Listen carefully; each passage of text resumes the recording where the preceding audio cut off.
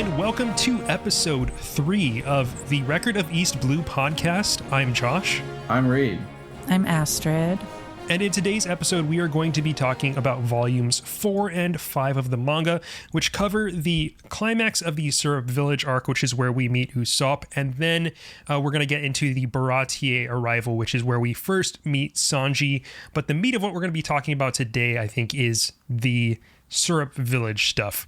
This arc is a little bit weird. I feel like it's maybe the most downbeat one that we've had so far. We'll go through it kind of chronologically here. So Usopp and Luffy have just found out about the plot of Klahadore to assassinate Kaya after making her sign off everything to him in her will, and then his pirate gang, the Black Cat Pirates, are going to invade the village and kill everyone who sees what's happened. So Usopp goes to warn Kaya. Is that what happens here? She's talking to her ram's head butler and just being like, I love Klahadore. He's the best. He's been here 3 years. Exactly 3 years, and she's got him some kind of gift, it seems like. Yeah, she's got a gift for him.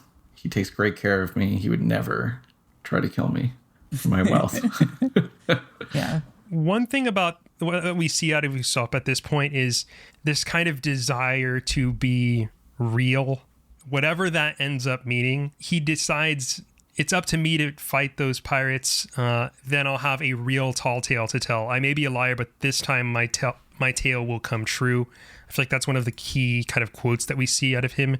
Real quick, I want to bring up that like he has the long nose, which we noted in the previous episode, but there's kind of like a Pinocchio thing going on here. I believe there's a correlation, like pretty obvious, but then there's also like the Japanese Tengu thing of like the mask with the long nose sort of deal. Yeah. There's like a correlation there between like lying about your actual bravery and growing a long nose type thing. So a few cultural references there, but I think there's also this idea that Usopp wants to, quote, be a real boy, be the real thing. Yeah. He has this desire underneath it to be like what he claims to be, essentially. And like, I think that is kind of his driving, motivating factor, is that he doesn't want to have to lie. It's kind of like his coping mechanism, and his primary desire is to like be the real thing. I think we get this in the previous chapters that his dad is a brave warrior of the sea and he wants to be a brave warrior of the sea. But I think at its core, I think I'm realizing that probably represents him wanting to like be everything he says he is, basically. Yeah, this guy needs therapy to figure it out. He's got a complicated mental landscape, which we'll learn more about his driving factor for being a compulsive liar later. It's really it's kind of bizarre. I think it's the most like kind of disconnected from these characters I've been. Like, it seems like there's a lot of contortions to make Usopp like work as a character. Yeah, he's really getting a lot of mileage out of Usopp. Everyone knowing that Usopp is a liar. I feel like it sort of like turns back on him several times up to this point, and obviously Kaya sort of rebuffing him is like the ultimate, I don't know, his low point, sort of, that their relationship is now being sort of affected by this. But he's resolved to sort of defend the village, and the Luffy's crew is like hopping on board with him to get the treasure. Well, Nami wants the treasure, but they're sort of like going to help him defend the village, basically. I'm making this sound way more complicated than it is, but and they pick this specific spot that's sort of like a little path up between these cliffs into the village, and that's where they're going to defend. Or so they think. So they think. This is, like the dipshit Thermopylae. They're like, we can hold this this village from this one gate here. What did they... Oh, sorry, Astrid. No, I was going to move on to Caladore's his mask off moment. But what were you gonna say? I was just gonna say that their genius plan is they're going to what do they pour down the slope? It's oil. Yeah, and they're like, so They get no it one will all be able, slick. no one will be able to get up. Yeah. But before that happens, Caladore is given the gift, Kaya's gift, by what is the butler's, not the butler, I guess, but the Mary. Mary. He gives Caladore the gift, which is like new spectacles, because he's always pushing up his spectacles, which is a bit of business that we don't really understand until later. There's a very funny panel where Caladore is like, there's a crescent moon out tonight. Nights like this do something to me. They bring out the beast in me. Just like it's like what the type of shit that Drake is posting on Instagram. And then he steps on the glasses and it looks like he kills Mary. Yeah, He gets reveals them. himself. He's like, the accident is about to happen. I don't want the glasses. I want her whole estate. And then we see like what looks like 4 or 5 swords like pop out of nowhere. And then Mary is on the ground, a bunch of blood. One of those like stark, violent panels that kind of smacks you in the face a little. It really looks like he just hit the ground. He's dead. And then, of course, Django is the acting captain of the Black Cat Pirates. Blah. We don't like him very much. He moonwalks again, just in case he forgot. Yeah. Yeah, and then the oily slope is their big tactical move. Yeah, which they promptly just completely fuck it all up. Who falls off first? It's like, oh, they're like, actually they're coming from the other side. Yeah. They're like, actually there are 2 ways to get in. So this doesn't make any sense. They're on the wrong slope. They're defending the wrong beach.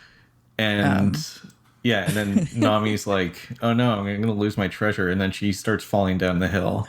And then she grabs Zoro, who then she like jumps up past him and just lets him slide down. Yeah. And they're all running. And this is like, I guess the thing I'll say is like, so there's going to be a lot of fighting. And the thing about all of this is the fighting is kind of a bit boring. Like I feel like this goes on for a long time. But it's consistently really funny. Like there are a lot of good panels throughout all of this, like starting from them, like this momentous showdown starting at like the end of chapter 28 or whatever is Zoro doing like a Looney Tunes, like trying to run up the hill and his legs are just like, like completely in motion. So that kind of goes a long way, I think, with this stuff. I just want to like upfront agree with that. I think that I was a little deflated by because the ending of the last volume, it was definitely like, oh, it's like really going to go down. And I actually think that there are too many guys involved in this fight for it to have the sort of like the punch of the buggy fight or the lion fight, or even is it Captain Morgan with the axe hand?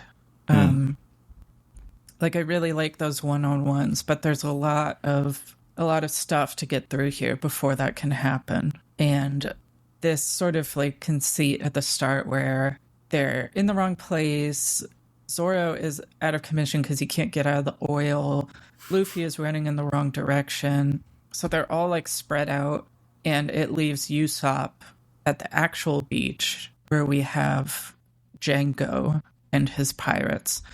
But again, we know that Django's like, he's an underboss. He's not the guy. So we kind of know that this is like preliminary.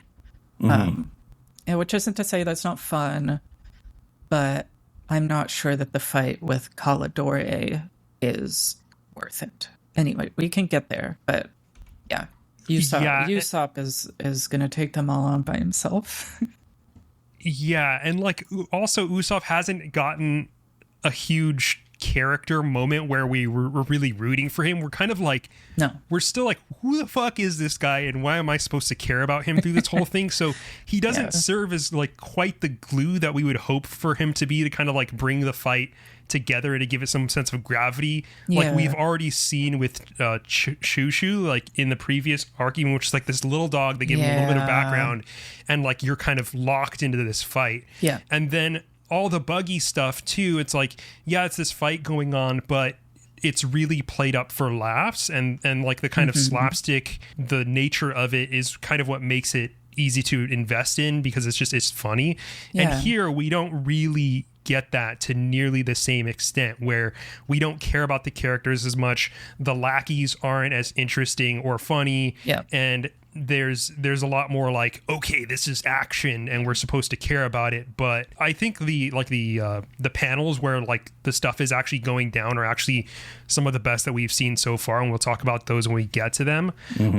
But like kind of the moment to moment of what's happening is most memorable when it's being funny, which I think is kind of, again, what happens in that first chapter. But overall, I think that this arc, and historically, I think a lot of people feel this way, is that it's very clunky. There's a lot of like kind of characters that we don't really necessarily care about, and we're kind of left trying to find reasons for why we should care. And to be fair, I do want to bring one of those up right now, which is having finished and read this whole thing again anew, as I haven't actually like seen a lot of this stuff in years. There is a kind of John Hughes framing to it all that I'm really liking, like kind of in retrospect.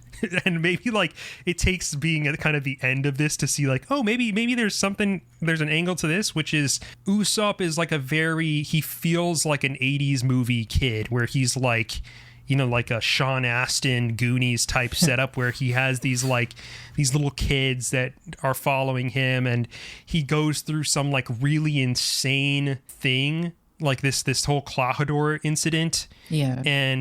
And at the end, they're kind of like, they've gone through this thing that changes them as people, and that like helps them realize their true selves.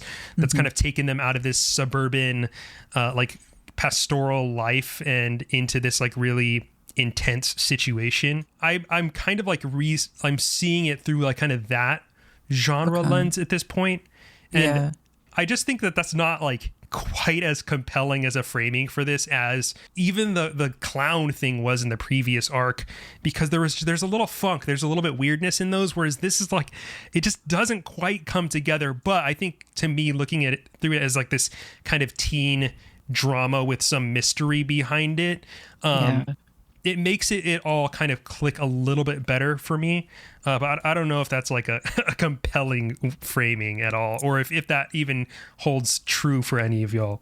I do think that we get sort of the moment with Usopp after all this happens, but as this sort of like really extensive like set piece arc, whatever, as it goes on, there are a lot of moments that I think ground him and his like three little henchmen. Like I end up really liking them by the end of it, and I kind of didn't realize that they would be side characters, but like characters at all. Like I kind of was pleasantly surprised by them.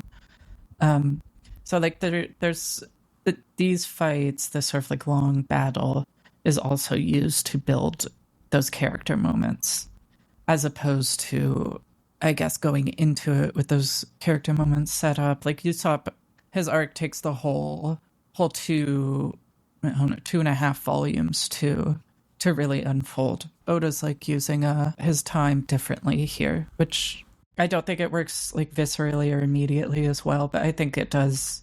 It lands somewhere by the end of it, which I think is good. But I agree that they're the sort of the cues or whatever with Usopp and his pirate gang are very different to what we've gotten from our sort of new crewmate introduction so far.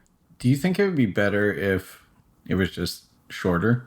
If it was like, 3/4, half? Because I felt like it's just, I know what you're saying, Josh, with like the sort of 80s teen comedy.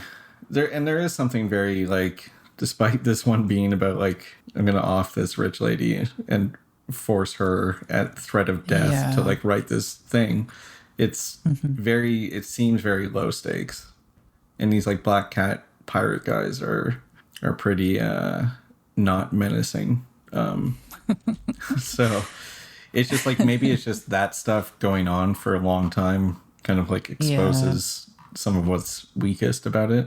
Yeah, I just don't like Django either. Because the scheming of it all is not super compelling, I guess. Yeah. And it's weird because it's intentional too. Like Usopp is really, he's just trying to save his village. Like it's very much framed as like Zoro can kick everyone's ass immediately only if he has his swords. Like it's all very intentionally framed that way. Yeah. Which is just, it's weird because it ends up making it all feel, again, like you're saying, Reid, not as high stakes. Like, okay, are we being serious here? What's actually going on? Like, what am I supposed to be reading into here? But yeah, I definitely agree. It's a little bloated.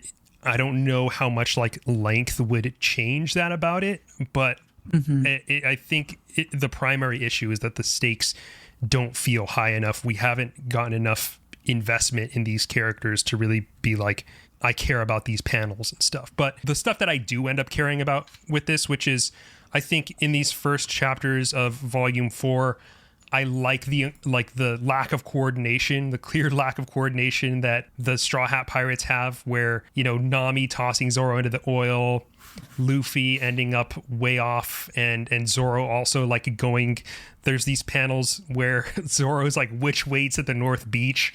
And then Luffy saying which way is north, just like period.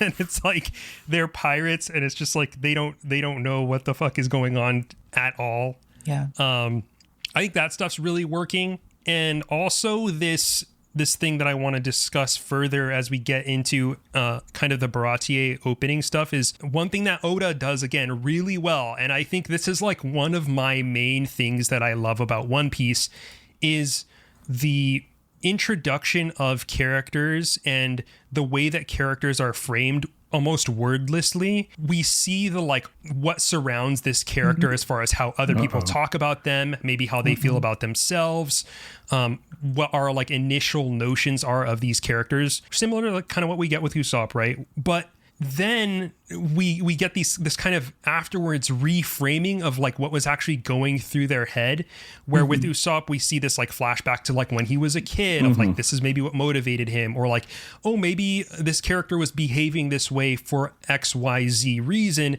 and then it kind of like recontextualizes our initial impressions of that character, because and Oda I think really plays up our initial impressions of like these characters or their or what they do, because our read into them is what allows that our expectations to be subverted in the future. All this is to say that I think there's a lot of those moments in this arc that I'm really into.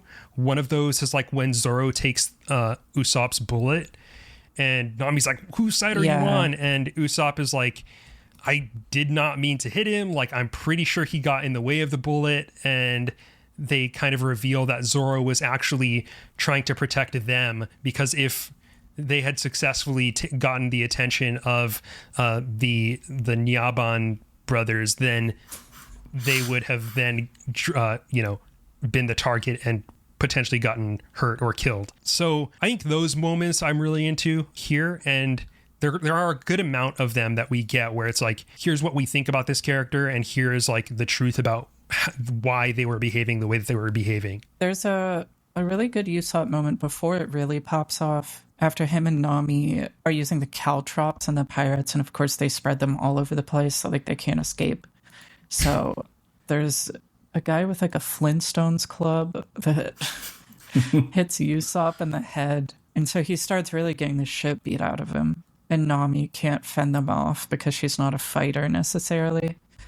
And it ends with Usopp like begging them. He's like, please stop, please don't massacre my people. And I think that that's a moment that I feel like sort of sets the tone appropriately for like this big showdown. Like you really feel like he's like kind of just like, he's got nothing left. He's like on his hands and knees or whatever, and he's begging them. Then Zoro and Luffy show up, and this sort of actual fight can begin. But I did like that sort of like him as a fighter, he's not the match of Luffy or anybody, obviously. So he's sort of like doing everything he can as a normal guy, which we talked about in last episode. But in the end, he's just like, he's like really, he loves his town and he doesn't want them to die. So yeah, I think that was a nice sort of recap of his motivations there. I think the way that's like visually presented also is just strong. Like I noticed that part too. And I think whenever you get the Oda, it's like becoming the 1-2 special of really cartoony stuff followed by just like pretty stark violence. Yeah. Of like the Flintstones guy with his tiger print pants just whacking him with like his stone mallet. And then you get a panel of just like Usopp like just covered in blood, like with his mouth open looking at the ground. And it's just like little things, like he's grabbing the waistband of the guy who just smacked him in the head and all this stuff. And there's, again, like we've noticed already, but Oda's got a good capacity for kind of like flipping the visual style to kind of like bold things to like underline what he's trying to do. I like when all the guys go flying too, when Luffy and Zoro come. Yeah, the bowling ball effect. Yeah. They do that a lot, and it's good. We get an explanation of the lion tamer Moshi's hair at the end of this chapter. I'm not sure if it cleared things up, but he just says that if he lets his hair go, he's going to look like a rabbit, but that includes his the rabbit ears growing, so... Yeah. He was born that way, yeah. Yeah. What can you do? He's just like that. Then Calidore is going to enter the fray at the start of the next chapter. He's like, they're dilly-dallying, they're late, I'm going to kill them if they don't execute my plans. We've all been there. Yeah. And then there's some Django hypnotism. There's a few moments where the geography of the fight, being between two cliffs, comes into play. But I can't say that I was super clear. They're like one of the Meow brothers or whoever these guys are that pop up. One of their powers seems to be just like break the ground. Sort of a super stomp. But there is a really good bit where Nami and Zoro think that Luffy has been hypnotized. And they're like, oh, this moron. Like, he wasn't even trying to hypnotize him. But it seems like he's actually was charging up his Gatling gun. And then he goes over to the ship, the Black Cat pirate ship, and we see that it has a gigantic black cat head on its, like, stern or whatever. Prow or bow. Yeah, the prow, sorry. I don't know. Come on, get nautical. And he rips it off, and then Django puts him to sleep, so it falls on him, and he's out of commission. But the drawings of the big cat head are really good. Yeah, the cat head is worried, like everyone else is. It is, yeah. The wooden cat head. Sweat bead, yeah. Yeah. There's a lot of good stuff here, too. Like, you get... Josh you would know this. I don't know if it becomes like the Luffy pose after he does his Gatling gun, and then he's, like, standing with his, like, arms kind of in, like, a U. And it's like... Oh, yeah. That does look familiar. Well, the smoke clears. It looks very, like... Oh, that's hard, yeah. Yeah. And then when he's grabbing the prow, he gets, the muscles come out too. And it's like veins bulging. And once you see veiny Luffy, it's over. Also, I think he does get hypnotized. Like, I think this is his berserk mode. Yeah, I think he really did get berserkified here. He has no pupils. Yeah, I didn't know if he just went crazy or if he got hypnotized because he wasn't. I guess I figured he would be attacking his friends if he was hypnotized, but maybe not. He does say "yar," which seems to be the thing. Yeah, that's a classic. You see that at a lot of magician shows. Yeah. I guess they're trying to call to him, and he's just going nuts. So yeah, that's true. Yeah. Also, there's a lot more pirate speak than I feel like there is in the anime. I was wondering about that. There's some I think the translation is stuff. a lot more. Yeah, there's a lot of that, like mateys, landlubber shit. Like, this is not how I remember the anime being, Okay. like, at all. I think it might have to do with the translation. I don't know if you know this, but the OG like anime, when it premiered in the States, was like this 4Kids. Oh, yeah. It was on some 4Kids channel. Right. Mm-hmm. And it was really shitty. Basically, like, all the translations were like bad. They took a lot of liberties with the stuff. Like, Yes. they have Sanji like with a lollipop in his mouth instead of a cigarette. Like, all this. Nice. They did a lot of really funny, stupid things. So I wonder if a lot of that is just the way that they translated it in these like early versions. Yeah. But the anime now does not, as far as I remember, have nearly as much pirate speak as I'm seeing in the Okay. manga here. I feel like 4Kids, as a sidebar, also did Yu-Gi-Oh! I don't know if But it was. yeah, there's some famously bunk localizations for sure. Yeah, I don't know if it was like my speed was like Dragon Ball Z was the last time when I was a kid that I was like paying attention.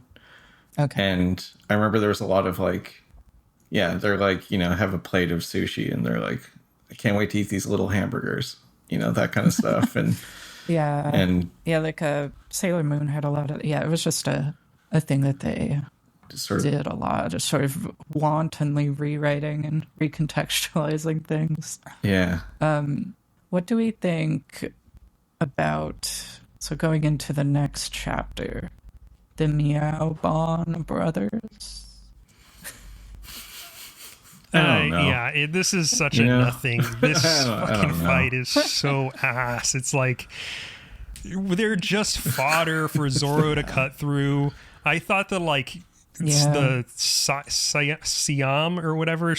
I thought his like Siamese, his yeah, waist being too snatched was like a funny thing. Oh yeah.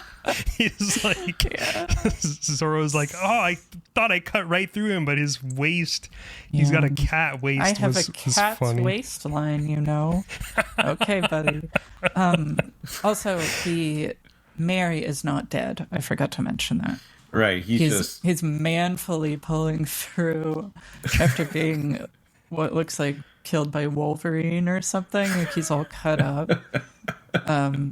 But there's a very intense panel of Kaya walking into the room and he's in the foreground and it's like, oh God. But yeah. And so she learns that Usopp was not lying. He was not crying wolf and the pirates are actually here. So she sets off for the battleground with the 3 kids in tow. Okay, this is also the chapter that starts with Kaya's dream about Usopp like Right, yeah. violently grabbing her and threatening to kill her. Yeah, Real he's like, quick aside. Yeah. We brought this up in the previous episode, but there is definitely some like weird racial dynamic stuff going on here where it's like what are we talking about? Like, you know, Usopp's got like, you know, he's got this absent father. There's like a weird like interracial thing going on with him and Kaya where she's like a white girl coded figure who's like rich and she thinks he's trying to steal her money. I don't want to say that there's any like, you know, distinct parallels that Oda is trying to draw, but there's definitely some charged imagery and stuff happening here, which again, I think is like one of the clunky things about this. We've talked about One Piece potentially getting political. This is not what I'm talking about. This is like a weird handling of Usopp that I feel like is one of those things where it's like it's too prickly for people to really want to unpack. Yeah. And I don't know how useful it would be because like it feels like there's like a lot of weird impressions coming together at once. Yeah. And it all ends up being like kind of Usopp's a good guy anyway. Everything kind of works out in the end anyway. It never feels like punching down or like cruel or weird, but it is definitely like dealing with a lot of weirdly charged imagery and stuff that is like I don't really want to invest myself or like try to read too far into that because I feel like there's a lot of it's load bearing shit, you know. Yeah, the 2 panels of him in the dream are definitely approaching like swarthy territory. And he's got like a do-rag and his eyes are all blacked out. It is a little bit like, he says, "How dare you make a fool of me, mocking my pirate blood?" And he's like being a brute and grabbing her arm. It's at least like, yeah, like a little bit naive or ill-considered, I think. It's setting, and it's all for the purpose of setting up, like, I misjudged Usopp. Like, he was actually a good guy the whole time. Yeah. But, you know, at this point, it's kind of like, what is this Which all is about? That's a revelation that happens like 3 pages later, too. So it's not like we're really sitting with her being like, oh, he's such like a, you know, it's not like a foundational part of their relationship or anything. It's sort of like, yeah, she saw him crash out and try to like steal her away, and it's like scared her. But then she's like, oh, he is a good guy. So listen, she has both class and race anxiety. She's a frail white woman. True. She's never experienced hardship before. And this is Oda's fighting critique of American whiteness. White women weaponizing their... No, it seems like stuff where it's like, yeah, this is just the subconscious leaking onto the page a bit in a way that is probably exactly what it kind of looks like, and it's not necessarily like a strong authorial statement as much as like, oh yeah, that does look like that if you look at it and you aren't him, you know? Yeah. The design of the 2 cat guys, I think, is like kind of funny, the Miobon brothers. But Josh is right that their fight is kind of buns. You have Siam, who's like hunched over, I guess, cat-like, and he has, I don't know how to describe his hair. It's like a big I don't know. cowlick that's flying up his head, and he has the eyes from that Kazuo Umezu book, Cat-Eyed Boy, with like the eyeliner and the big eyelashes. He kind of looks like a little kid, basically. He's wearing like high shorts, and they both have tabbies on, which I'm assuming is supposed to be like paws. And Butchie is like a big sort of guy with vampire teeth and a bell around his neck. He's fat, basically, is his deal. He's fat enough to take a sword hit, is his superpower. He's sturdy. He's sturdy. He steals Zoro's swords, and that's like a big thing because Zoro needs his 3 swords. Again, Oda's having to like handicap or debuff the characters to make these fights like work at all. Like they all had to be separated before the big fight started so that there could be some like drama, and here Zoro has to be disarmed for this guy to have any chance against him, which is fine. It's just, you know we're kind of spinning our wheels here when they're getting a catastrophe. Let me ask y'all a question. Does this feel like Oda setting up for us to... Does it feel like Oda playing the long game of giving us these like clearly weak characters that, you know, Zoro can just slash through and kick their ass so that he can give us more contrast to that later in different fights? Does it feel like that? A little bit. Yeah. When it's like a guy can actually stand against Zoro or Luffy, it's like, oh, this guy is bad for real. But I mean, it really comes down to the quality of the henchmen, I think. And these guys are just a bit of a whiff. Yeah. And I guess like the biggest danger going on too is the plan, right? The plan will succeed, and the woman will be forced to give up her estate and die. It's not like that they're actually going to get beaten for real. You're not worried. We're not worried about our crew actually going down. No. Yeah. It's that they'll fail morally. Yeah. And then Polidori shows up. Yeah, the man himself. The silent man, it says here. So then we get to get rid of Django for a bit. I don't know. One Thank thing God. that kind of undermines Calidore too is that he has little poops on his jacket. Yeah. Little cartoon poops. And the kids are calling him like Mr. Butt, right? Or something like that. So it's Yeah, the definitely butler. supposed to be poops. Yeah. So it's like a little, you know, it's maybe skewing. It's kind of, he's supposed to be very threatening, but he's also Yeah. the guy in the poop I don't jacket. think that he is threatening, like No. to the extent of some other characters that we've seen before. He also his sort of motivation and stuff, I think, is a little too muddled, or there's just too much going on with him and his relationship with piratehood and stuff.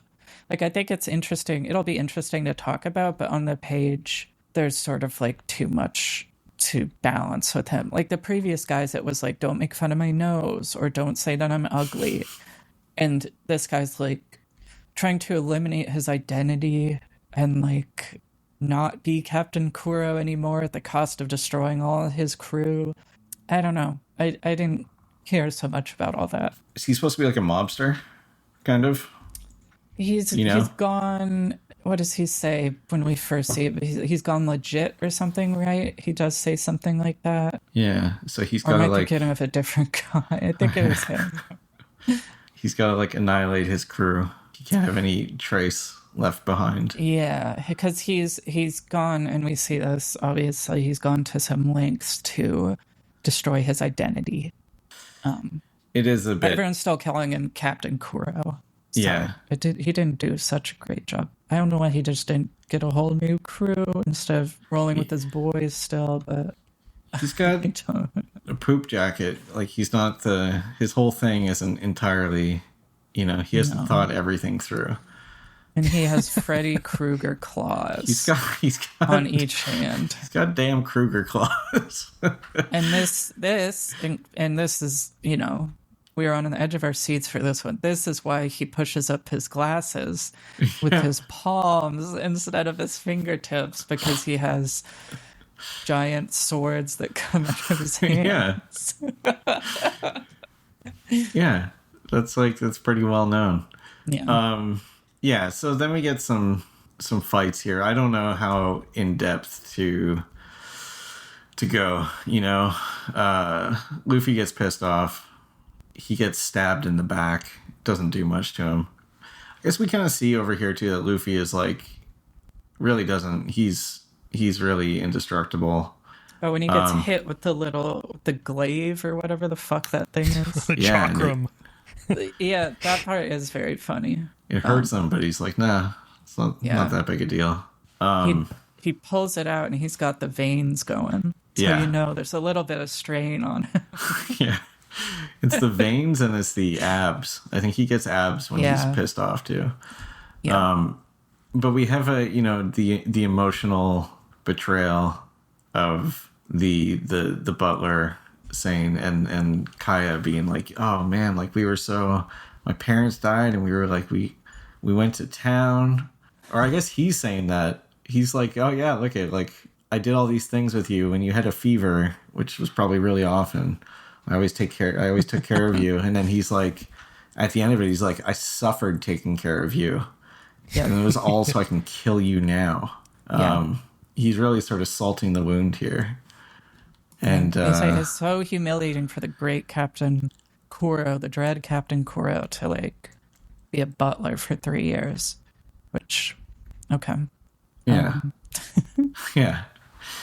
It's just sucks. sort of, it's like, I'm finding it tough too, looking at the chapters. This is kind of a mess. A lot of different things are happening, and it's hard to kind of establish the through line of kind of where everyone is in one place here. She does pull a gun on him, which is sort of the first, the fact that she goes out here and then she pulls her musket, her blunderbuss on him is a little more active than we've seen her so far. So we get, she's in the mix, but yeah, then of course Luffy punches Caladore, and it's then the sort of final phase of the fight begins, which again includes the big guy, does another catastrophe, and it creates a little arena for them to fight in, it seems like.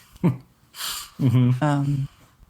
And that's the end of this volume is again sort of Oda's good at this, where it's we're just on the edge of like the big confrontation, and then the volume ends. However, I did feel that way at the last volume too, and it was the same confrontation. So Yeah. yeah, I don't know. This is maybe a 3 bags of popcorn out of 5, this volume. But I did post that the panel of the 3 little guys, the 3 pirate henchmen, looking up at Django, and the way that they are drawn is absolutely crazy. You can see all their teeth, their eyes are popping out of their heads are huge. It's like very like, it's like beyond caricature. Like it's in sort of like, I don't know, like rat fink mode. Like they're totally like fucked up looking. Caladori ignores them and he walks by, which is pretty funny because they're like going to have their showdown with him, they think. And he just walks by, and it's kind of a funny panel of him shuffling by. But they were beating him with a shovel, a frying pan, right? Because he was knocked out by Luffy, yeah. And they were just going to town on him, which is pretty good. Yeah. I guess the notable thing with the little trio here, the little pirate boys, is so they kind of get shuffled aside in the fight. And then they get relegated to... Is this intentional? Django, who looks like Michael Jackson, then gets... He's... The little boys He's are left to him. He's facing off with the kids, yeah. Yeah, and it's like... I think maybe it's just supposed to be... he's a second-tier guy. Yeah, they have to have somebody to fight, and the Meow Meow brothers or whatever have been dispatched. So it's an unfortunate coincidence, I think. Yeah. But that you are hinting at something about this fight, which is that there's this sort of like 2-plane structure where Luffy is fighting the big guy, the real baddie, and then the kids and Kaya are being chased by Django. So you get a lot of cutting back and forth between them in the forest, and then Luffy's real fight, which is fine. Again, it's not like the worst thing in the world, but you do want to see those gum powers in action at all times. You do. I like these little kids though. I don't know if we said before. They really grew on me. Yeah. Yeah, and like one of them's head is like an apple. Yeah, and great design. One of them, I think, is like named Onion, and he has a little onion stem. Yeah, he's also got like a Patagonia vest on, which is another great bit of costume. Puffer vest. Yeah, he's a little Silicon Valley guy. There's like with the Django design, there's a chapter ending, which is just also more of these little guys where they get to be like total freak mode, where their eyes are bulging out. But also the Django thing, he's coming out and he's saying, "There you are," and 3 little boys are screaming in horror. Yeah, I'm not gonna keep like beating this drum because it's not, but it is like, it's the Michael movie is in theaters now. That's the issue. Yeah, it's top of mind again. Yeah. There's let's see, who kills Butchie here? Is it Zoro? Yeah. There's one of those panels where he does like the running strike, and this guy's like up in the air, bleeding out his stomach, and so he's officially dead. Butchie, the big guy, is dead. And then there's a little bit of, I feel like Caladori in some of these drawings has a little bit of aura to him. He's getting he suddenly looks like a Hellsing character or something. Like he's very like sleek and tall, and his Freddy Krueger blades get really long. So he kind of looks cool. I don't think he's super threatening at any point. No. We get the oh, sorry, Josh. No, go ahead. I was just going to say, we get the flashback that is... Feet? Okay. Oh, no. Luffy's Gum Spear. We do get the little flashback, which I think is supposed to make him even more ruthless and terrifying. And we do get one good panel here where we kind of see this thing of back in the day when Django was wearing a toque all the time or a beanie, and he's less Michael Jackson looking, and Yeah, more David Foster Wallace-y. I don't know. There's something like slacker about him.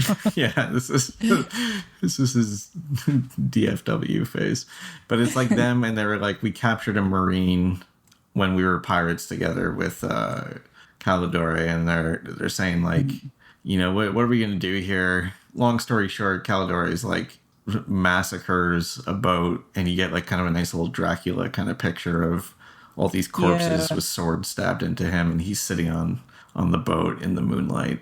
Long story short, he like tortures a guy, and then they hypnotize a guy, and they're like, you're gonna go and report yourself as me, and that's gonna mean like, then once he's been executed by the state, Captain Kuro will disappear, and then he's like, and then I'll have wealth and peace. Those are the two things I need. Which I have those on my above my mirror for daily affirmation every day. Wealth and peace. Yeah. Again, if this is what he wanted, these guys have been calling him Captain Kuro the whole time. I feel like step 2 would have been get a crew who doesn't know that you are Captain Kuro. But I don't know. I'm not this kind of mastermind. I haven't put together the 3-year plan that he keeps talking about. It's a great leap forward and that he's engineered. Luffy says, if you want to compare plans, mine's much bigger. Yeah. Yeah. Yeah.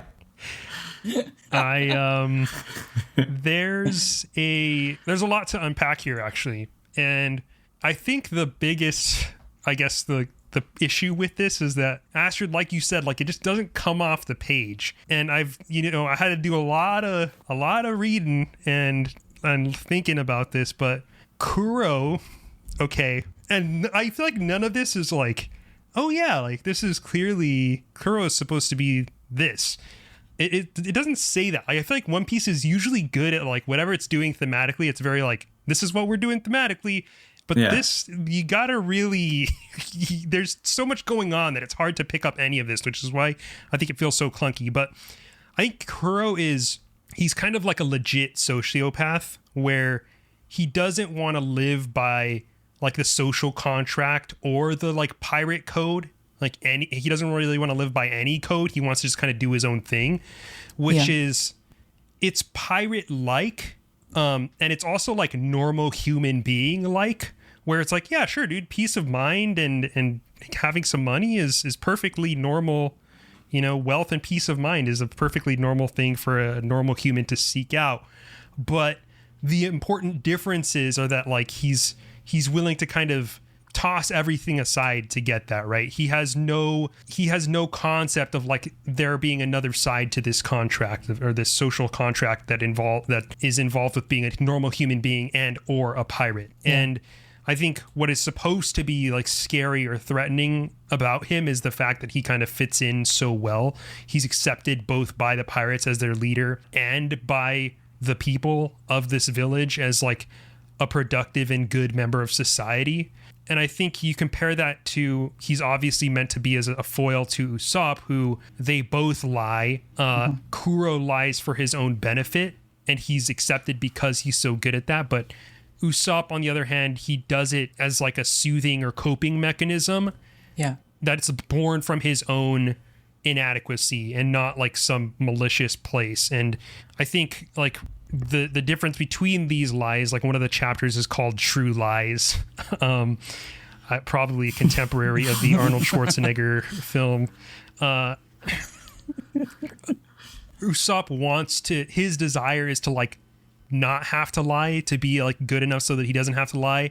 Yeah. And Kuro wants his lie to be all encompassing and to like build a world to live in around the lies that he's set up. Yeah. And that actually makes me think that if I'm not going to be like CinemaSins about it, the reason that Kuro has all these guys around him who know who he is to contrast his sort of like existence within a community with Usopp's existence. Kuro's obviously trying to reject these people, and he's like, I'll kill you because you don't fit into my world, as you're saying, Josh. But Usopp is doing all this to save the people in his community, in his village, who there's a couple panels later on where you see that like they rely on him to like come through saying that the pirates are coming as like an alarm clock, essentially. Like he's like part of this village and he loves these people, but Kuro, he like sees these people as baggage basically, and they're just there to facilitate his 3-year plan. Well, and like oh, sorry, ahead, Josh. Reid. No, I was gonna say like the moral compass of One Piece, as it's like starting to develop into something, seems to be like Luffy gets so mad at like if you disturb a dog's dream, the dog's treasure, if it's messed with, like he will grow muscles and veins and throw himself into Mortal Kombat to defend that dream. And it's like they have to have a foil where it is this thing where it's like this guy is just doing it purely for himself. He just wants his treasure of his own contentment, and he's willing to not only slaughter people, but also like he has no crew, he has no attachment, and he's like even more reprehensible because he's like good at being a pirate, and instead he's like not just leaving that life behind, but he's betraying everyone who reports to him. Like that's like seems like the big thing, right? Like you got to be like pro-social to be good, and and he's not at all. Bringing up the dog thing, the shoo thing too. There's this difference in the way that Luffy perceives these people that he wants to align himself with, right? Where Zoro very clearly has this goal of becoming the greatest swordsman. Luffy just likes him because he's a badass basically, and he sees this like fight in him that he really admires, and they just kind of hit it off really well. They're kind of like kindred spirits. But with like Shushu, for instance, you see this kind of ability of Luffy to kind of like read into the person and see their truest desire and whether it's righteous or not. And I feel like what's happening here is almost this like reaching beyond the page thing of like Luffy sees something in Usopp that we, the audience, don't and will continue to not see. I feel like there's this gap between like we don't really fuck with Usopp as the audience, like what is it about this guy that you like so much? And Luffy, he aligns himself with him regardless. And the entire team does too. They're all like, oh yeah, we're helping this guy out because we have to. It's the right thing to do. And as the audience, I feel like we're all just kind of like, all right, I guess, bro. It's just Usopp, but do your thing, Yeah, he sees something in him we don't, Yeah, exactly. Yeah, and it's like obviously, I mean, this is like tautological, but it's a very deliberate choice to withhold Usopp's his dream or his backstory, his motive until after all of this happens. Mm-hmm. And I don't know if it would be better up front. Like we get the Zoro flashback comes in that like really just the perfect place when he's tied up, and it's like, you're seeing this guy and he looks so scary, and then you get this flashback, and that it all flows together so well. I feel like Usopp's his moment, it's not there when you need it, maybe. Not that he's a bad character, but yeah. It's definitely a choice to put it after the fact of like, see, he was like, there was a reason why he was like this all along, but meanwhile we just like read 2 volumes and we're left to think that none of this had anything to do with like who he is, and that made it weakened the rest of the like kind of structural integrity of these characters throughout the entire thing. But that being said, like it makes you maybe think about it a little bit more in retrospect. Again, I think Oda doing a lot of things that he does later on in One Piece.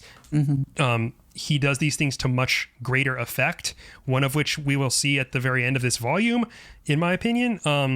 But just not really leveraged well here. I think he's kind of experimenting with the format and what he can kind of get away with, and it's just not quite doing it. But with that, I think we could probably wrap up the Kuro fight stuff with the Gum Gum Bell, which I think looks absolutely sick. The kind of adjacent panels of Usopp using his exploding star technique, which is just like an explosive slingshot round, and then Luffy giving Kuro the business with the Gum Gum Bell. I think it's like a really dope payoff, even if it doesn't necessarily like earn that much gravity. Also preceded by a very cartoonish, funny moment where Luffy brings his head all the way back, and he's already earned the admiration of Kuro's followers because he's like gonna save them by killing Kuro. And he's like, who said you could root for me? Because his head's stretched far enough back that he can talk to these guys like in their face.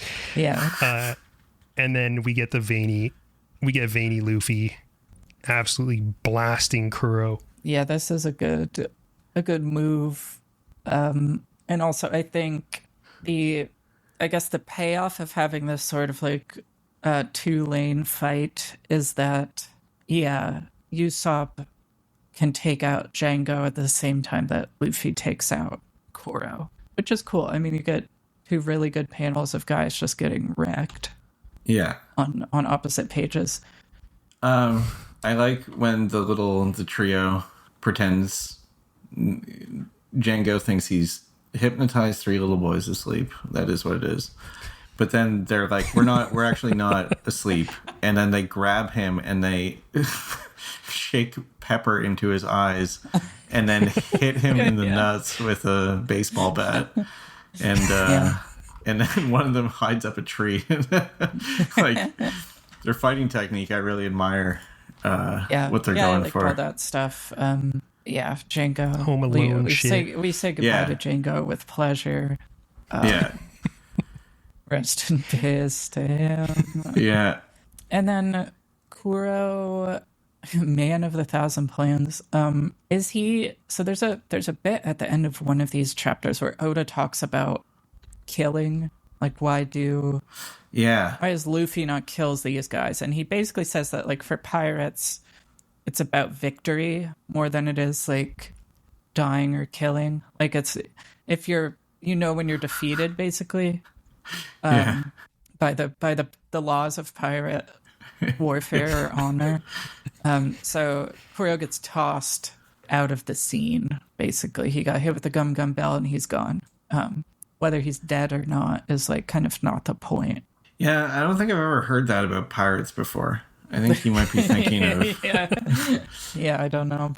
some other kind of culture there. Yeah. But yeah, it's Usopp wants to keep it all a secret is the beat that we get after this. He's like, who's going to believe that I saved the day? And everyone in the town, they don't know anything happened, so we don't need to say anything. They don't need to be worried about this happening again. And the kids are like, you're right. I'll take it to my grave. Kaya agrees to it. The Straw Hats agree to it. So actually, the Straw Hats are not in this scene. I'm sorry. No, they're off somewhere else. Yeah, I do like how this wraps up. I think Usopp kind of gets the send off is like maybe better than you expect it to be, where he says bye to the kids and he's like, I'm gonna become a pirate now. I need to do that. The little kids who call him like captain are they're like, what are we gonna do? And then he's like, you guys, what's your greatest goal in life? And one of them wants to own a bar, one of them wants to be a master carpenter, and one wants to be a writer. So two of them have careers set out ahead of them. And then he's like, today the Usopp pirate group is disbanded, and we get this 2-page thing. This is so good. Of just it's everyone is the 3 kids are on one side and they're all like clenching their teeth, just tears and snot pouring out of everyone. I love the like apple head kid who's like looks like he's sucking on a lemon, kind of. Yeah. This little like 3 or 4 pages, I feel like really it boosts the stock of these kids and Usopp, like them all thinking about like their adventures and Usopp being like, you guys need to follow your dreams, and then this like splash page is so fucking good. Oh yeah. This is to me what was like very John Hughes-ish, where it's like it feels like they're gonna roll credits and then they're gonna give like, you know, Onion grew up to open a tavern. He married a chick with double D's or whatever. Yeah. And it just works so well in retrospect. And to me, it kind of reframed a lot of what was happening before, even if it was boring as fuck at times. But yeah, it's great. But then did we even get his backstory yet? Not yet. No, that comes next. See, that's so weird. It's crazy. Yeah. We learned that Luffy and Zoro eat the bones of fish.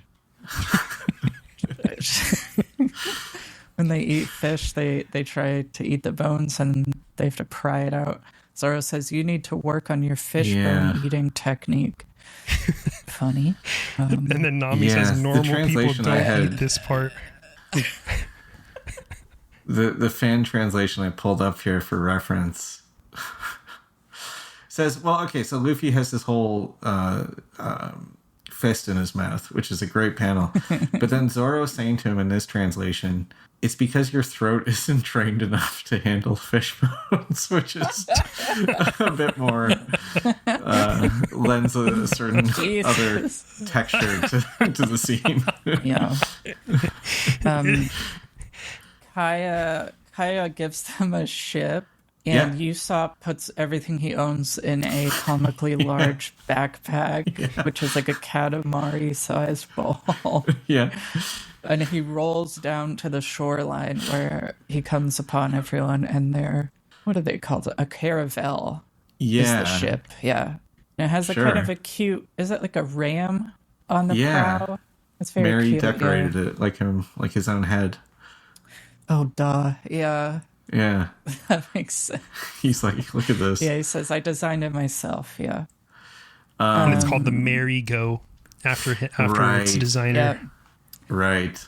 And then I really like this panel where this is good use of what people call decompression in manga, when something very quick takes a while to sort of unfurl in the panels.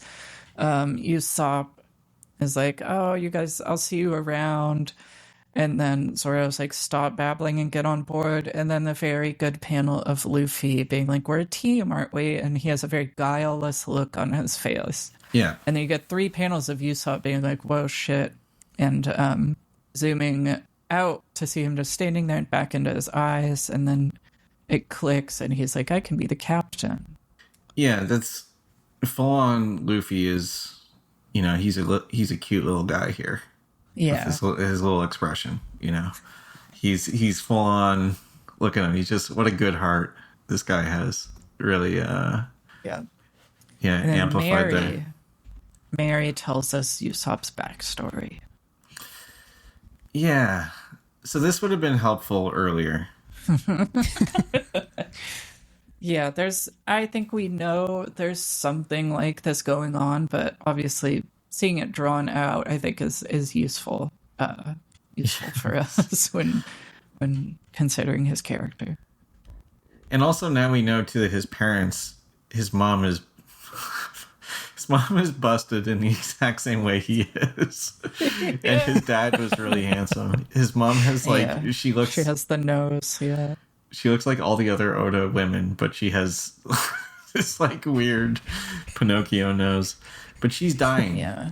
And basically he's decided that he's going to tell her that the pirates are coming back. His dad's coming back with the medicine that fixes every illness. And he's sobbing and snotting and saying, I have dreams. I'm the son of a pirate. Yeah. And it's, I don't know. I guess that's one way to, you know, I lost a parent at a young age. I didn't come and become a compulsive liar. I don't think. Yeah. Maybe I'm lying about that. There's definitely a lot resting on this.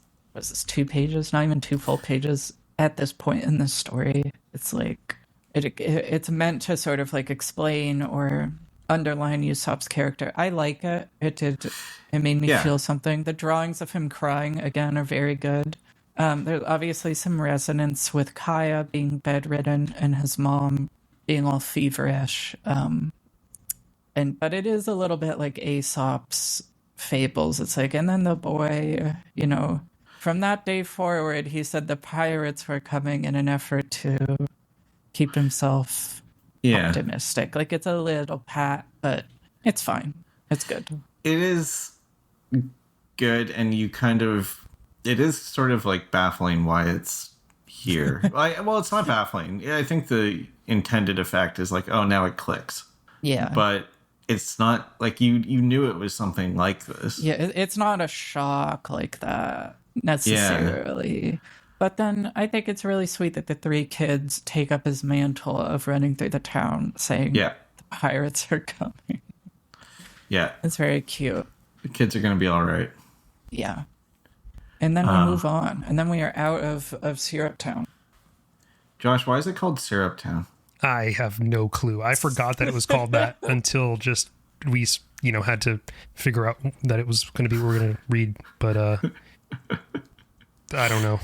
Why is the other one called Orange Town, Yeah, that's a good question.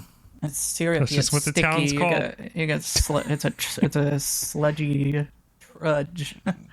I don't know. We didn't really talk about it all, which is the most thrilling through line of these last bunch of chapters is Adventures of the Buggy Crew on the chapter title pages. Buggy's running around in his no knees and no abdomen form. And something's going on. I forget exactly what all of it was, but he was trying to eat some birds or something, and then the bird tries to eat him. It's good stuff. Yeah. I didn't realize that it was a little story until I saw part 6 or something. So yeah. I'm out of the loop on the Adventures of Buggy, unfortunately. Yeah, he's just getting his ass beat. Let's just put it that way. He's a sort of Book of Job situation. Yeah. Yeah. There are some sketches at the end of some of these chapters that really show off Oda's facility with shapes and volume when drawing characters. There's a little Q&A where some kid or somebody is like, Oda, why don't you use screen tones? And he's like, well, once you start using screen tones, it just takes over and you're never done putting them on the page. So I prefer just do black and white. But he's so good with relatively flat, white spaces of creating volume and a sense of dimension and perspective to things. There's so many bits of character drawing that don't need to be as they don't need to be off axis like they are. You don't need to be seeing half of this guy's mouth from 45, but he can just do that. So he's able to sort of change it up that often, and he's really good at that sort of very clear 3-dimensional looking form, and it's really fun to see over and over. You can already see sort of his style kind of, I don't know, it becoming almost more relaxed, and the compositions becoming a little bit more interesting on some of the panels, and they were already very good, but it's this is chapter 42 here that I'm looking at, and it's already pretty looks pretty different from where it started. Yeah. That tone thing was interesting too. It's one of those, I like these, it seems like you have Japanese artists talking about things and being very sort of well, here's the answer, and I'll make it sort of self-effacing in a way, where he's oh, it's such a bother, I can't, Yeah. And it's he's also doing other things too, and he's busy. Yeah. There was a recent video Q&A that he did, and he has this funny thing where he says this One Piece isn't, it's a very chill thing. It's not meant to be taken that seriously, so just don't read too far into it. It's not meant to be taken that seriously. And I'm this is the fucking craziest thing you could possibly say, because it's like clearly you're Chapter meant to read into it. 1100, yeah. Yeah. It's just something light. You don't have to think about it. If he's just clocking in every week at the factory, yeah. Yeah. It is like Mangaka do have that kind of like very pragmatic, like they're just guys cranking it out. Like if it comes together, it comes together in a lot of cases. But yeah, the way that most manga artists talk about their work is like almost crazily low key. Yeah. Reid, go ahead. No, I was just gonna say, like, it's obviously the demand, and if you're, the people who are able to keep it going as weekly or bi-weekly or something, like that's a wild amount of just production, right? And to do that for decades is you see why the people who get older and more comfortable often their schedules slip like way out of whack. Yeah, it reminds me of stuff like you would read. I remember like as a kid getting like the Calvin and Hobbes like omnibus or something, and it had like Bill Watterson's like little paragraphs of explanation or little commentaries on things. And it was a similar kind of thing of just being like, yeah, I was trying to do this here. Also, I was so tired of drawing this. And and it's like, oh, on Sundays when I got to do like the full page kind of thing or something, or the color strip or something, and being like, this is where I got to splash out, and this is, and like all these things, like, oh, well, how you develop these relationships. And it's like, well, I thought of what would be something I could draw over and over and over and over, and how I could like squeeze material out of that. Yeah, just people being like, but like if you do something, even if they kind of think of it as product, like if it's your life's work, like there's probably something going on there that's worth looking at, right? Like yeah. And also I think what works about One Piece at a lot of the time is the fact that it does feel so like whatever he's feeling at the moment, wherever the story is going to take him is where he's going to go. And maybe like when you step back and look at it afterwards, it was like, I was on one when I made this. And you were, and that's why it's good. But also like you can kind of plausible deniability your way out of like, having to have it be something that is too much pressure on you as the creator. Yeah. Because, great piece, the greatest piece of fiction ever written, etc. Yeah. You can kind of should be like, it's not that serious. But yeah, you can't. Is. I mean, if he bought that would be crazy too. If he was in there every week being like, well, another verse of the fucking Bible, put it on the pile. Like, you gotta tune it out. Yeah. It'd be interesting. Are there many, like, in theory, I should know this. Like, in theory, I got an education. But are there good commentaries from, like, the Victorian, like, European and British writers writing about, like, also pumping out serials? And that stuff now being regarded as...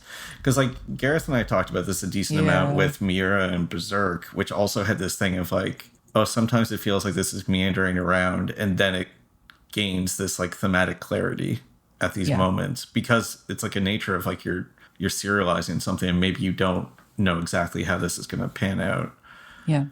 But I always wonder about that, because like sometimes it does cohere in ways that are like, I don't know, like the people making these things can kind of like grab the horns of it every once in a while and be like, even though it meandered, this is what it was going toward. I don't know. Yeah. Luffy and Oliver Twist. He's kind of an Oliver Twist. He's literally twisty. So they go here and we have them on their ship, and now they have their ship and they're painting logos, and Luffy paints a real piece of shit that they all hate. And I really like the crappy unfinished straw hat pirate flag that he makes. Yeah. It's really bad. It stinks. And then like Usopp tries one and it looks just like him. It's just him with some crossbones. And then who paints the official one? Is it Usopp? They just tell him to do it again? Yeah. Okay. And then they put up the sail and it's like, here's their real ship. It looks good.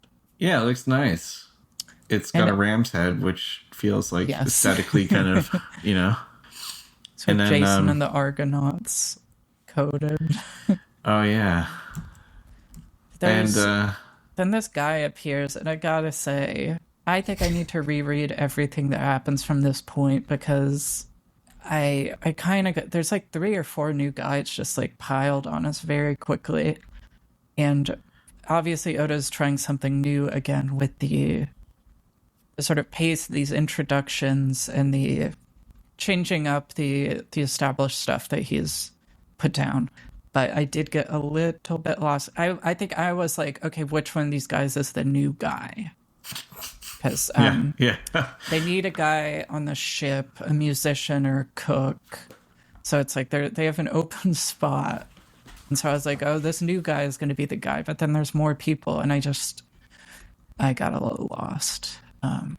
This is probably something where watching the anime probably makes it clear, just because it's like more extended and you get more of a sense of who these people are. But this is okay. So we meet Johnny and Yosaku, who they are pirate hunters who apparently worked alongside Zoro at some point, because he knows who they are. Mm-hmm. And I believe Yosaku is the one who has scurvy. But there's this hilarious moment where they have no clue what's wrong with this guy, and Nami is like, just give him some lemons. He's probably got scurvy, and none of them know what the fuck scurvy is. Yeah, he's like, he's like, my teeth are falling out and I'm just bleeding all the time. But Nami knows, and they're like, wow, you're brilliant. You're a doctor. She's the only one with common sense right now, and that's kind of her superpower at the moment. And Yosaku and Johnny, the bounty hunting team, these guys, one thing that I keep realizing here is that this is like really modern shit. Like, their designs feel the way like they're dressed. It's insane. And like, no character really feels like, oh, this is such a 90s thing, you know? But this is 1998. And in the anime, it's different because it's a fucking 480p, like, you know, the format, it just looks so dated. Sure. But the manga, it's like, you don't get any of that stuff, or at least I don't. Maybe y'all will disagree, but like, sometimes I'm looking at these panels and I'm like, wait, I have to put into context that this came out in 1998. Okay, it's A Bug's Life, Titanic, Pokemon Red. All right, this is the things coming out at this same time. Like, it's insane. I feel like both the storytelling, the way the characters are framed, even the stuff that right now is like a little bit questionable, like, this for 1998, this shit's crazy to me. I don't know. Yeah, like, were you thinking too of like this one guy? Which one of them is it? I think it's the non-scurvy guy. His sunglasses. The dude with the glasses on, Johnny. He looks like, he made me think right away of like he'd be, you know, like a ne'er-do-well in like a crime movie, like a Hong Kong crime movie or something. Yeah, totally. Like he's just standing around waiting to get knocked out. He's got like a hoodie. He's got a wristwatch. This is like a G-Shock. The other guy is wearing like just boxer shorts and a trench coat, and he has like a Naruto headband. They do feel very, very modern and like heavies. They look like toughs. Yeah. Which I guess makes sense because they're bounty hunters, but... And also, Johnny has a face tattoo. Yeah, which is very modern. Like, face tats are like a 2022 thing, right? These are not the guy, by the way. Yeah, these two are very much not the guy. They're just kind of dudes at this point. I still think they're just like kind of cool little guys that we meet. Kind of similar to Gaimon in that way, but you know, there they are. And they're kind of the mechanism that lets them determine that, you know, we need to find a cook. And so they set off to the Baratier. They get to the Baratier, and I really dig the framing of when they first get there. You see it from like this first person perspective from the front of the merry-go, and I just think now, like, just looking at it in this context with fresh eyes, it's like, this is such a cool concept. Like, a fucking And- pirate restaurant, you know? Yeah, the fish head that like takes in water probably. Yeah, it The is little cool. The ocean dock. going restaurant. Yeah. Yeah, it's good. And then There's a marine ship also that has pulled up. And aboard that ship is this guy, Lieutenant Iron Fist, Oh, yes. full body. And he I was gonna he say. has like brass knuckles or something, or like rivets in his hand. I don't know. I really like that name though, Iron Fist Full Body. Yeah, He's it's definitely sobering. It'll wake you up. That name. yeah. He's got sort of like, he looks like a 70s mobster kind of. He's wearing like a pinstripe suit.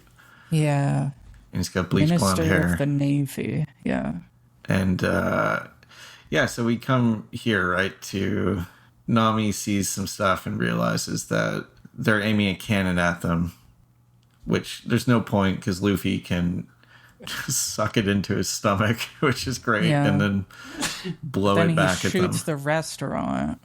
Yeah. And there's Fucking- that good panel of him like falling to the ground in shock. Yeah. Yeah.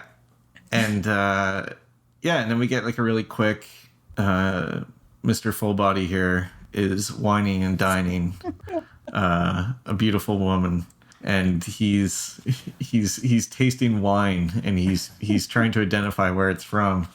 And this is the guy who I said he makes me think of Paul Banks from Interpol. But because he's always wearing a suit and he has sort of like You mean shaggy hair. Sanji? Yeah. Yeah, Sanji Okay. comes up here. The waiter, And supposedly. He's the temporary Sorry, waiter. assistant chef. Yeah, and he's acting as a waiter. Right. He does have the. I had an inkling that this was the guy because the eyebrow feels very like. The other guys are maybe too over designed to be regular cast members, Yeah. but he has just that touch of the squiggly Amanda Palmer eyebrow. The drawn on. Yeah. But he big dogs Lieutenant Full Body, and he's like, that's not the wine. And everyone in the restaurant is like, oh, this dickhead. Yeah. And Everyone's he's like, what? I set that up with the owner to like impress this girl, but it didn't work. And then we see that Luffy has ricocheted the cannonball right into the chef's quarters. So he's wounded, and Luffy's like, oh my god, I blew your foot off, but he just has a peg leg. Yeah. And he's like, that's then really good design. He has a gigantic chef's hat. Yeah. And like the braided mustache. Chef it's like Zeph. full like Pippi Longstocking braids too. Yeah. Like they're sticking straight out, and they have like a little bobble at the end too. Yeah. Yeah, he says that Luffy has to work for him for a year to pay off Yeah. what he's done. Yeah. Yeah, and then this kind of like narrows down here. Sanji keeps screwing with this Lieutenant Full Body guy. The Full Body's like, look, I there's a bug in my soup. Sanji's like, oh, I don't know what that is. I'm not a like entomologist or something. And he's just freaking out. He can't stand it. And Sanji's like, I'm gonna steal your girl too. And and then he's like, also, you can't eat money, so stop showing off how much money you have. And then he just sort of like grabs him. And he's like pouring blood. He like grabs him in the face, and he's just like done something to him. Yeah, Something while indescribable. he's ripping a cig too. He The always whole time. is. Yeah. Yeah. So cool. And he says, don't waste food. Yeah. That's how my parents taught me to. In the question corner for this volume, someone has written in to say they love the manga you draw called, quote, NEPECE, because the logo for One Piece, I guess, doesn't look like it has certain letters. And so he says, it really says One Piece. You pronounce this One Pisu. If you have time, learn it. Yeah, you learn all sorts of things. Like someone's like, why does Zoro talk with the sword in his mouth, and he says, well, it's his heart speaking. It's actually why you can hear him talk. Yeah. And then Luffy says, I'm going to work for 1 week. The guy's like, no, 1 year. And then I'll give you a way out of this. Give me your leg. And then he uses a move called Chef Drop on him. This is food service. This is what it's like, right? This is the this is that guy at Nobu who was like doing physical violence to his waitresses and stuff. Yeah. He's doing chef's drops on everybody. And then we see this guy Patty Cook who's wearing Mickey Mouse shoes, and he has what appears to be like an inborn, like he's just incapable of being customer service friendly. He's like, here's a friendly greeting. Welcome, Squid Face. Enjoy your poop. That'll be I think he has like a New York accent or something in the translation. He's like, that'll be a 10,000 berry sucker. Yeah. And he's like a Disney character. Yeah. He looks like who's that fucking guy from Kingdom Hearts? Pete? Oh, yeah. The big dog guy. The goofy bad guy. Yeah. He's got that, yeah. He's really despicable. He walks around. He's like, you got to be great to customers. Yeah. He's saying in the bathroom he's picking his nose, and then he said, "Oh, that was a good dump. I feel great." I love I just love this concept of like this restaurant. It's just like customer service run by these like hardened, former criminals basically, who are just like, they have to try as hard as they can not to like beat the shit out of these assholes at all times. And Sanji is like clearly heir to that. Like he's one of them. And he just actually does beat the shit out of this Marine, which again, we're seeing the asshole Marine archetype dude come up. And this like disrespectful dude who walks in, kind of Helmeppo vibes if Helmeppo was like cool. And he just like, he's like, don't disrespect me. I think that quote of like, never, what is it? Like, don't disrespect the cook at sea, or basically. Never, food should not be wasted. He says, well, in my translation, before that panel, he says, the one where he's holding him by the face, he says, to offend a cook at sea is a fool's mistake. Remember that. Okay. Yeah. Which is just, man, I mean, you're at sea. It's like, people in glass houses shouldn't throw stones type thing where it's like, you're in this read the room, restaurant. like, think about where you are, bro. Like, I have all the leverage here. Which is just like a hilarious thing to say to the, it's just like what is it? Patty Cook comes out and he's like, customers are the life's blood of a restaurant. So why is his life's blood dripping out of him? So then Sanji's just like, I beat the shit out of him because he like insulted our cooks and wasted some food. Yeah. Which people in the US do that shit all the time, and that's they don't get the crap beat out of them. Yeah, this is definitely a pre COVID shift in consumer behavior situation. Then the real cook, Chef Zeph appears. Yeah, pre-Karen media. Yeah. Chef Zeph appears, and so now everyone's sort of in the same room, and it's all starts happening. And I do think that this feels much more like the milieu of One Piece. It feels like very, you've got the pirate and Western type of mix. You've got all these colorful characters. Things are moving quickly. People are sort of, squabbling, and there's this sort of like, everything is sort of like at cross purposes, and it's like all popping off. And I feel like this is definitely back to the tempo that I appreciate about the comic. It feels like we've gotten back to the buggy pacing for sure. Yeah, and the Western influence is like so much stronger here too, with the guy at the saloon basically kicking open the doors, when he comes in, popping this Marine in the back with his gun. And so this guy is They call him the Pirate of Krieg. Okay, so this is he's a member of the Krieg Pirates. His name is actually Jin, which I don't know if like we find that out in the next chapter or what. Okay, I don't think so. Yeah, but yeah, that's his name is Jin, but Okay. Gin, by the way. Not that matters at this point, but he shoots this Marine in the back.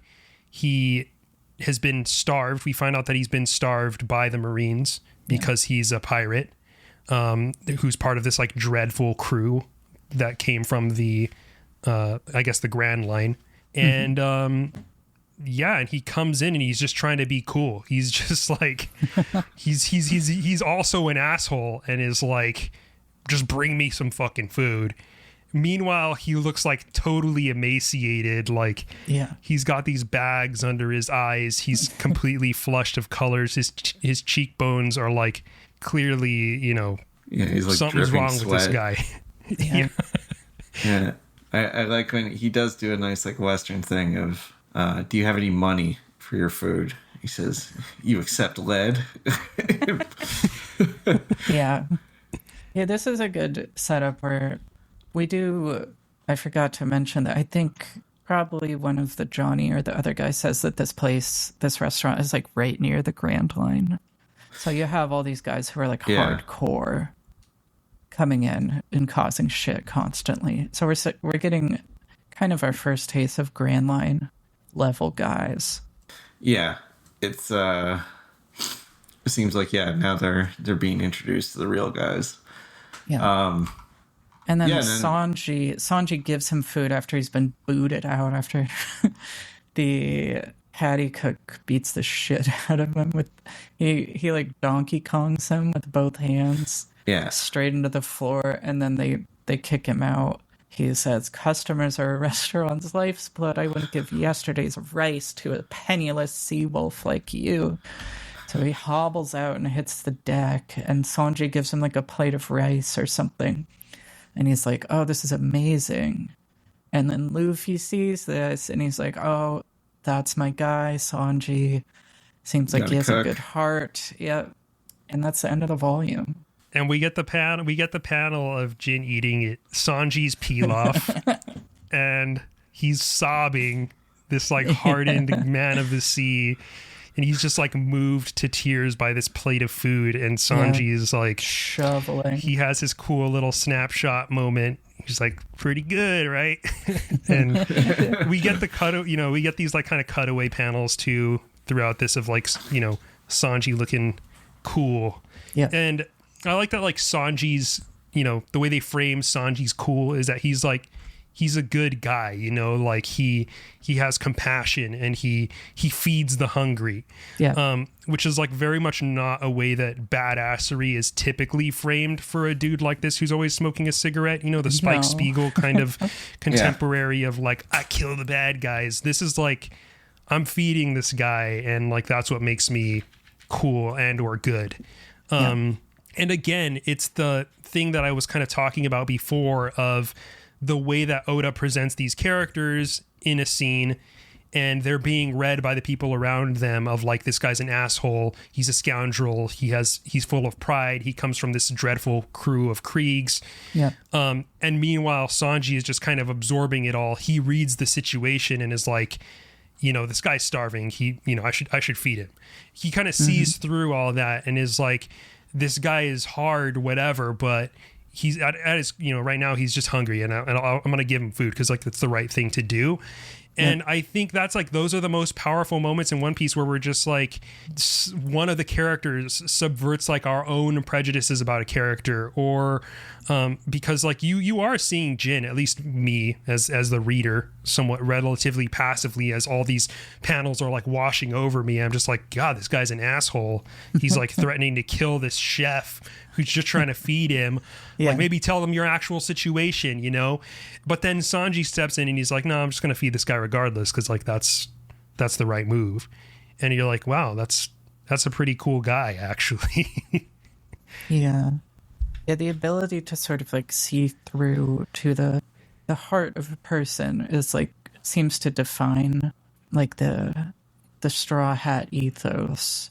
Like when we get a lot of panels of like Luffy or Nami, there's that one where Nami sees it in Luffy after the Shushu fight, but sort of seeing someone in a moment that like crystallizes that they're like on the same level as you, like you guys share the ethos. It's like that's like when these dynamics like really like instantly click. I feel like it just works, and we were missing that a little bit in the Syrup Village arc for sure. No, I was just gonna say like the last like two or three chapters here are I think the best stuff that we covered in this episode. Like the very small amount of just like the Sanji stuff I think is good already. Got me back in again, so it was kind of like it's becoming kind of dull. Yeah. There's also a panel I want to talk about on page 156. Okay. I don't know if you noticed this, but we haven't talked much about Nami this episode. No. And again, it's these little side moments where it's just like Oda will kind of present something like really kind of almost in passing, but there's this panel and it's like the background is black of Nami looking at the wanted posters. It's the first time I believe they make an appearance in the manga. Yeah. And she's like, "What's this, Johnny?" She's asking Johnny the bounty hunter what these wanted posters are. And he says, "Wanted posters, pirates and bounties, sister Nami. An ugly business. I get a bounty for everyone I kill." And she's looking at it very intently. Yeah, and so for a single panel. Yeah, it has hit something in her, the idea of bounty hunting, and she's clearly upset by it. Yeah. So something to just take into consideration. Tossing that off is very good. Just having that beat just be in there. Yeah, that's good stuff. It's not all roses when you embrace a life of crime, right? So when she's realizing this is the 3/4 of the way through Blow or, Scarface, this is when you're realizing that you're in pretty deep. I don't know what I'm saying. My dog was barking a lot, and then I was worried about what was going on outside my door here. I'm free associating.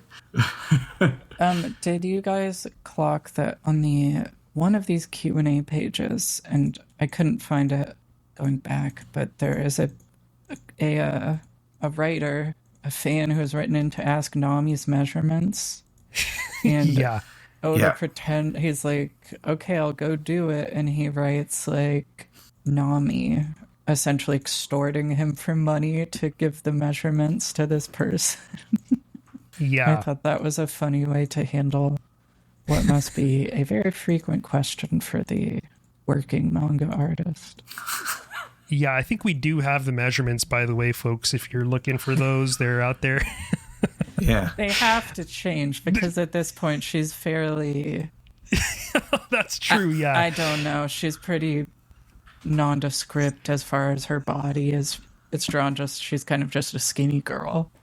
This is before she had all the work done. I've seen some stuff, yeah. Yeah, this is pre-bimbofication. She went to Miami for sure, yeah. Oh, because, I guess when I've seen One Piece, like, just in, floating through the atmosphere, Nami's, like, wearing, like, a bikini top all the time. Yeah. Right? And she is stacked, yeah. Who else is... Oh, so, okay, I already know there's going to be some sort of time skip. I know this. Mm-hmm. Yeah, you said that last time, Josh, yeah. But I'm going to wait. Well, that would make sense because Oda also said in answer to a question that they are essentially all 18. I think Luffy is 17, Zoro is 19, and Nami is 18, I think he says. Yeah. Yeah. Something like that, yeah. So they are essentially teenagers. Yeah. So they gotta get older. It's gotta happen. I'm curious about this. Are we gonna see that happen, Josh? Absolutely not. Absolutely not. That's like 2013 or 14 or something like what? that. All right. Yeah. Okay. What would? Yeah. How do you? Man, Imagine you started reading this when you were 12. And you're just like, just One Piece will always be in my life. It'll be, and it's like form some psychological like lodestone. Yeah. Like it's, yeah, you just need that. I guess that's like, yeah, we all have to deal with with our recurring media things going away, don't we? Isn't One Piece going to end at some point soon? Wasn't that something I heard? This is supposed to be the final saga that we're currently in. So like we're getting through the East Blue saga, but there have been some very long sagas. Okay. Okay. So Yeah. I don't know much of anything. I know there's the show on Netflix. I scrolled past that. It's ass. So it looks It's ass? terrible. It's You're truly talking about the ass. live action show? Yeah. Yeah, I scrolled. Yeah. It didn't look good, but I was like, I don't know. Terrible looking. What do I know about One Piece? No, it I know really there's is a- ass. I know there's a card game that Josh likes. The card game is not ass. I know that it's well regarded. But yeah, we'll find out more in the next episode. The reading is going to be, so far we've been going through the volumes, but since we're getting into kind of like the longer arc stuff, we're going to go chapters 45 through 68. It'll be the Baratier arc, and then we will go into the Arlong Park stuff. So Okay. big episodes coming up. We're going to start getting into it here, so buckle in, folks. I'm excited. No more 2-volume fights in a mountainous corridor, a mountain valley. Yeah, no, Syrup Village is definitely this the floating restaurant definitely got me back in. So Yeah. I'm excited. Do you think Right. would you go to a floating restaurant like a Red Lobster, but it's just like you have to be in a boat for half an hour to get there? I guess a Red I don't Lobster think wouldn't so. It's sort of like a cruise ship, and I have no interest in being on a cruise ship. be. No. Do you think they have hantavirus at Barati? There you go. Yeah, Yeah, there we go. It's all 100%. topical. yeah. Make sure to All date right. this episode. All right. Well, with that wraps up episode 3 of the Record of East Blue podcast. Thank you so much for listening. You can find me at real_Joshua on YouTube. And Reid, Astrid, how about y'all? Oh, you can go to bulletpointsmonthly.com. That's the best place because then you can find both of us at the same website, and then it can also lead you to other websites. And I think that's all I'm going to say. What about you, Astrid? Bulletpointsmonthly.com, patreon.com/bulletpoints. All right. And with that, we will see you in the next episode. Bye. Bye.